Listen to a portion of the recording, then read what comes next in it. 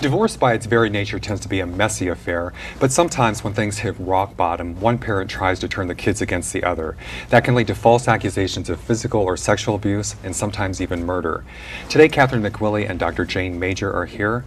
They belong to an organization Help Stop Parent Alienation of Children, or Parent Alienation Syndrome. Catherine's a Southern California police officer, and Dr. Major has a PhD in education and teaches parenting. Very happy to have you both here today. Thank you. It's a pleasure to be here. Well, I just want to say, in general, in a divorce, the parties may not be, there may be no love lost. Well, there is some love lost between the two. They may not like each other very much. Yeah. But what makes this worse than a normal divorce situation? What is parent alienation syndrome? People can become terribly obsessed with having the child love them and love them alone. Mm-hmm. And that means that they have to X out the other parent. And it really is a sickness. It really is an obsession to eliminate. I want this child to only love me and take care of me. And essentially, the alienated child is in the role of taking care of the parent who's doing the alienation. Mm. It's a very serious problem. And you consider it to be mental illness in some cases on the part of the parent? The normal people don't act like that. Normal people solve their problems as they develop. They don't escalate their problems with drama and come in with all kinds of false allegations and create mayhem.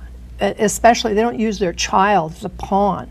Right, the children really become weapons in effect. And in fact, I think, or at least Catherine said, that you can consider it child abuse as well. It's the worst case scenario of child abuse, because children are having their will and their choice taken away from them.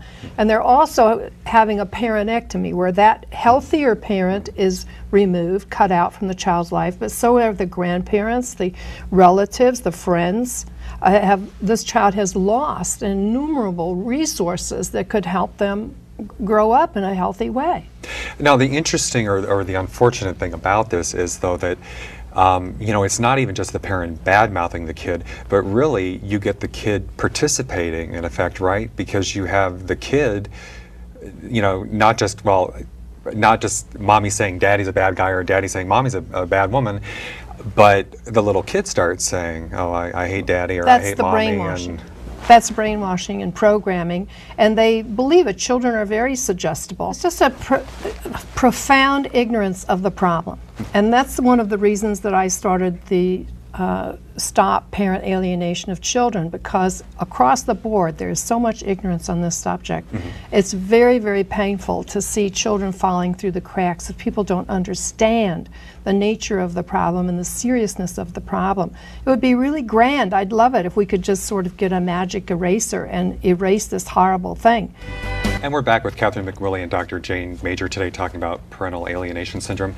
Well, you raised a good point about the degrees of severity, and also I'm wondering, is it it's not necessarily always intentional, perhaps? It could be unintentional. Or unaware? The parents who do the mild and the moderate version of it, they can be reached.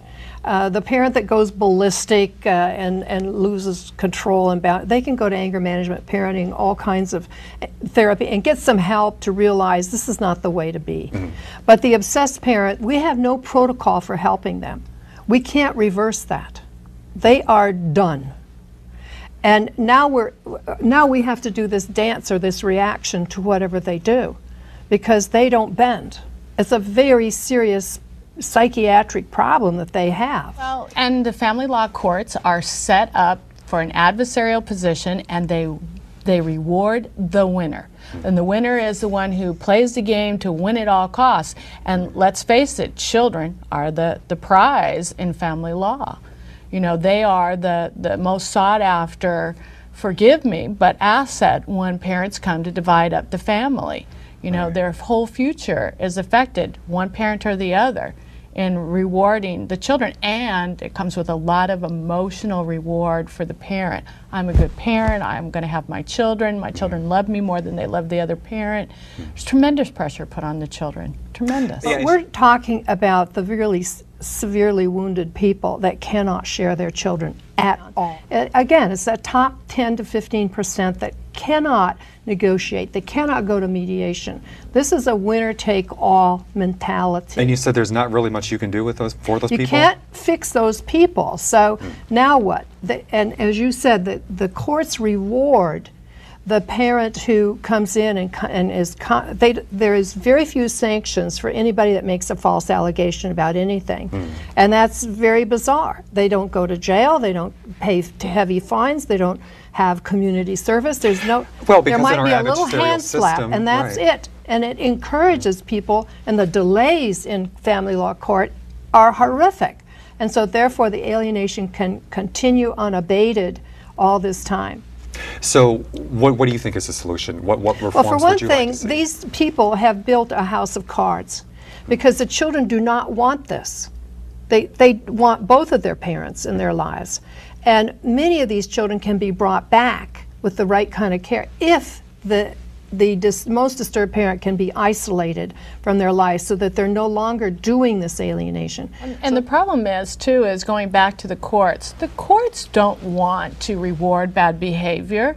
They want as much to make good decisions, good rulings, but they really aren't aware of how they contribute to the scenario, how they reward for bad behavior, how they encourage it, and they don't realize what the impact is to law enforcement. The thing about here is we're pushing children to the point where they're breaking.